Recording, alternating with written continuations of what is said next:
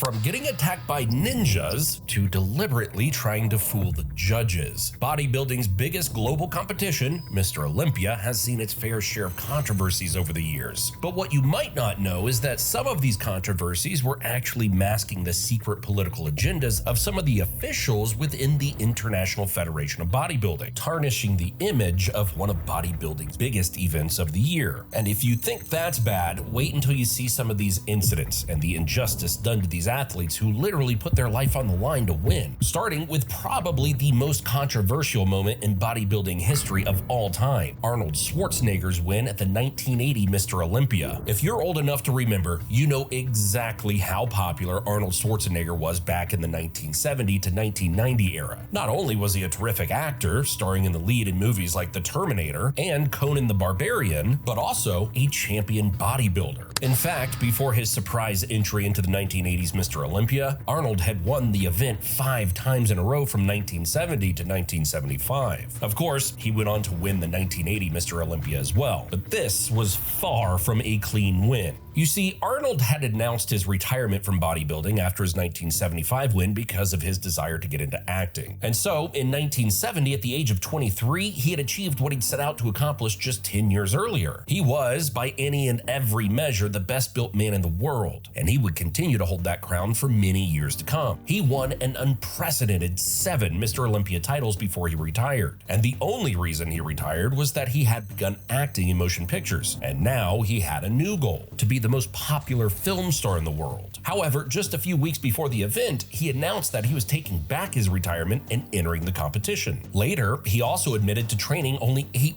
weeks for the event. Yeah, but it reminded me so much because when I was competing in 1980 at the Mr. Olympia in Australia, and Bill Pearl was one of the judges, and he was kind of in charge of the thing. And we all know Bill Pearl, right? A fantastic bodybuilding champion. Like you do, boy. I highly respected his body. But he came to me after the Mr. Olympia in the afternoon, and he says, "Arnold, you're in trouble." And I said, "Why?" He says, "You're number 3. You're 3rd place." Despite all the other bodybuilders on stage dedicating their entire year to getting ready for the competition.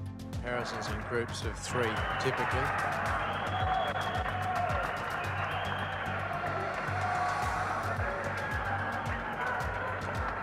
Mike Mensa, Boya Coe, and Frank Zane. Also Chris Dickinson on the right. Now, while him going on to win the 1980 event can be considered miraculous and a true feat of fortitude, many in the bodybuilding community view it as controversial. They deemed it a political stunt designed to bring more clout to the International Federation of Bodybuilding, or IFBB, who were trying to profit off of Arnold's fame. What makes things even murkier is the fact that Arnold had been a co-promoter for the event from 1976 to 1979, making people believe he was exploiting his connections behind the scenes to rig the competition. After winning his 6th Olympia in 1975, Schwarzenegger helped Joe Weider promote the contest. So, from 1976 to 1979, the bodybuilding icon promoted Mr. Olympia alongside Jim Lorimer. Hence, Schwarzenegger successfully hid his intentions. Even in these pictures, you can see that Arnold's body just doesn't look as defined as the rest of the bodybuilders on stage. Most people actually had their money on Frank Zane, since he'd been the winner for 3 straight years before the 1980 Mr. Olympia. Mike Mensa, who had won overall in the heavyweight class the previous year, was also an underrated pick to win the entire thing. However, despite all of that, neither could top Arnold on the day, who had been behaving unusually throughout the event, often ignoring the judge's call for specific poses and striking his own carefully chosen stances instead to make his physique look bigger and more defined. Beat Sergio by just 1 point. Got it, Arnold! Let's see those stats! Yeah!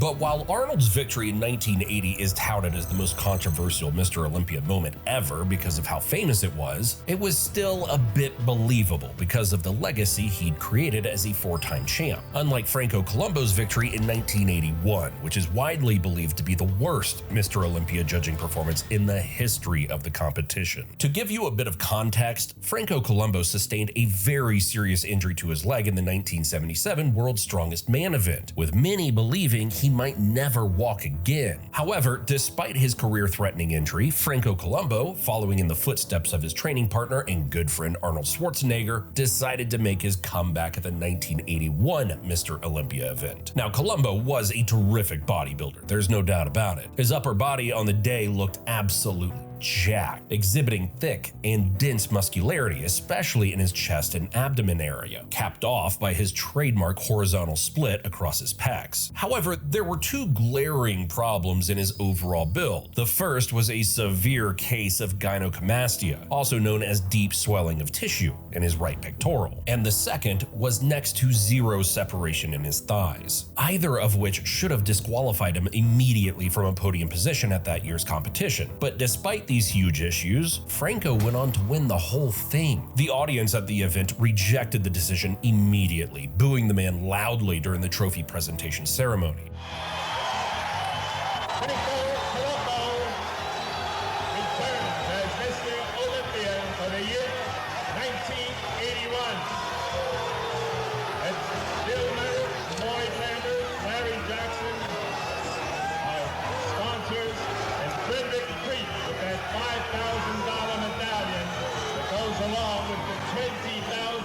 According to most people, he didn't deserve to win at all, and the only reason he did was because of political interference. You see, Arnold had gone back to becoming a promoter for the event after his 1980 victory, and his longtime friendship with Columbu led people to believe that he might have had a role in Franco's win. They accused Arnold of fixing the competition in Columbu's favor, but I think there was a deeper problem in the very system that helped Franco get the win. According to people at the event, the must-see top bodybuilders that day were Tom Platz, Danny Padilla, and Roy Callender, and the expectation was that the top three was going to be some combination of these names, with Columbu slotted into either the 5th or 6th position. Even the head judge at the time, Roger Schaub, agreed with that lineup in a later statement. Give us your review of the top competitors and where you thought they were going to place based on the prejudging.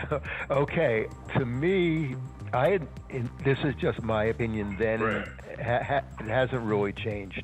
Danny Padilla, I believe, weighed 155 pounds, and he had never really competed less than 180 or even a little bit heavier. And besides the fact that he was 5'3", he was almost in perfect proportion for his height, and every body part had a long muscle belly and a short tendon. Mm-hmm. So his biceps, triceps, his pecs, his abs, his quads, and his calves. And if you take off the intercellular fat, he was at his epitome of muscularity. In second place, I had Tom Platz. I think this was definitely his best contest. He was in his best shape of his life. I had third place, I had Roy Callender. I thought Callender was tremendously muscular. But unfortunately, some of the judges under him didn't support that point of view. As you can see from the judges' official scorecard, which follows the 1980 point system where the higher you score, the better your chances, some judges tied Franco's score in several rounds with competitors that looked much better than him. And their hesitation in giving a Mr. Olympia legend like Columbu a low score eventually resulted in him winning the entire thing after the accumulation of points, over some of the other more deserving contenders. But there's one thing you can say about Franco. He still had the guts to put his name into a competition 4 years after sustaining a career-threatening injury that could have rendered him disabled, unlike Flex Wheeler, who dropped out of the 1997 Mr. Olympia event. By the time the 1997 Mr. Olympia rolled around, Flex Wheeler had established himself as the clear favorite, along with Nasser El Sambadi, to break Dorian Yates' stranglehold on the title, which he had held for the past 5 consecutive years. With Flex coming straight off of his win in that same year's Arnold Classic and Yates being far from his peak physical condition, this was the perfect opportunity for Flex to finally grab the torch and solidify his own legacy in the sport. The winner, ladies and gentlemen, of the most muscular trophy, Flex Wheeler. Arnold Schwarzenegger presenting the most muscular trophy for Flex Wheeler.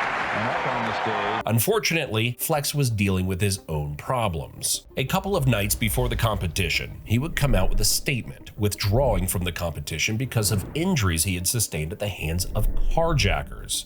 I took my keys with me. I'd already decided in my head that I wasn't going to let this happen.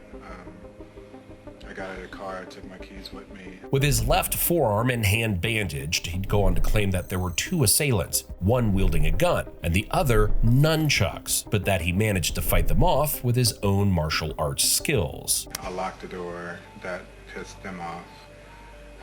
The guy in the passenger car, the side of the car, yelled at me, you know, to throw him the keys. I threw the keys at him. He missed them. That, you know, kind of startled him. I did it on purpose. I didn't have intentions on just giving them to him. That startled him. At that time, the guy that had the gun, you know, that distracted him, and he looked over to see what happened. And when I seen that it distracted him, I grabbed the gun.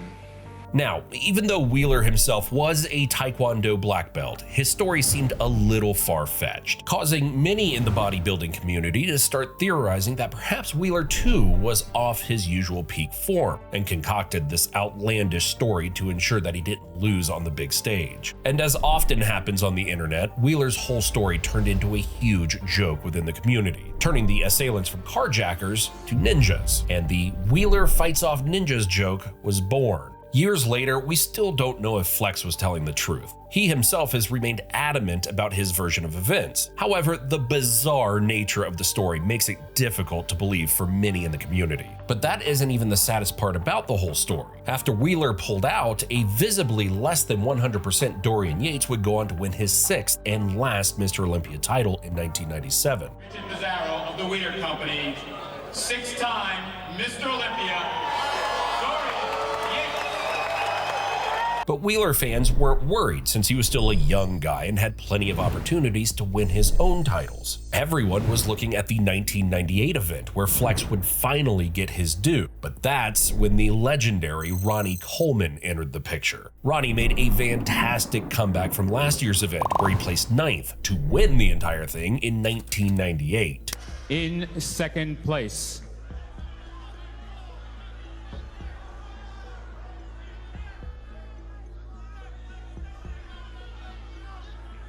Flex Wheeler.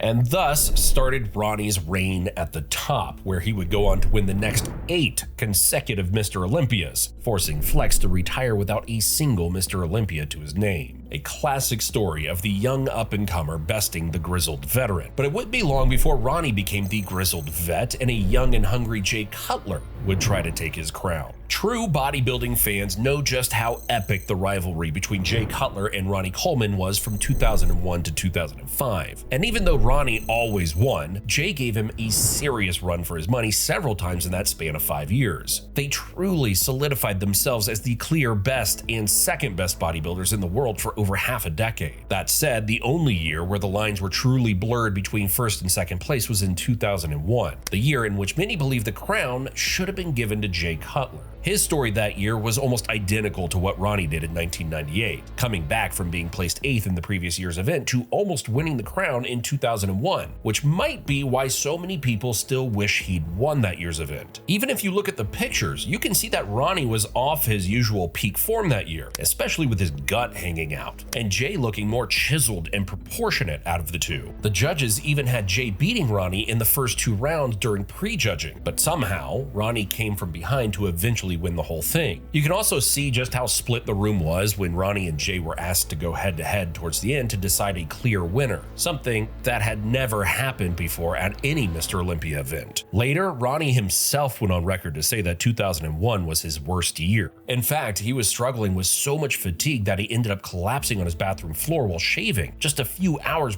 But while Jay Cutler might have consistently came in second best during Ronnie's reign till 2005, he did manage to surpass him in 2006, winning his first Mr. Olympia and displacing Ronnie to second place. To the 2006 Mr. Olympia,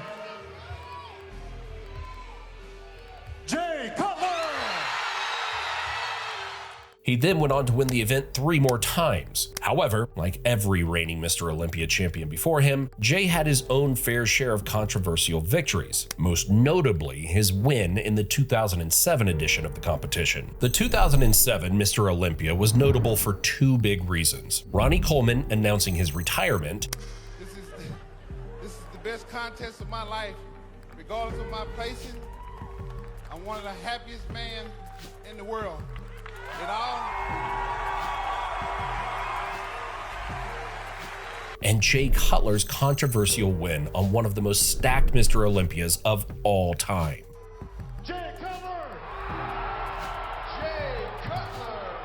For most people, Victor Martinez was the clear winner. Jay had come in that year weighing about 10 pounds heavier than the rest of his fellow competitors, trying to dominate through size and mass alone. However, according to the fans at the event, all he managed to do was look a little blocky and bloaty, while Martinez looked perfectly conditioned with his perfectly round muscles and proportionate abs. Even in this picture of them side by side, you can almost confuse Victor as the bigger man of the two just because of how full and round his muscles are. Many believe this was Victor Martinez's best year, and he confirmed that later by stating he didn't agree with the judge's decision. Why didn't you protest, Vic, your loss to Jay Cutler? Even Jay knew he lost. It just wasn't the right approach. Flex, Muscle Mag, Muscular Development, all the magazines where Sean Ray would lose a contest and he would just protest and argue and fight. And he was protesting against the people who beat him, like who? Dorian Yates was just huge and shredded. Well, that's what the judges wanted. I always had respect for Jay. The judging panel that year, not so much.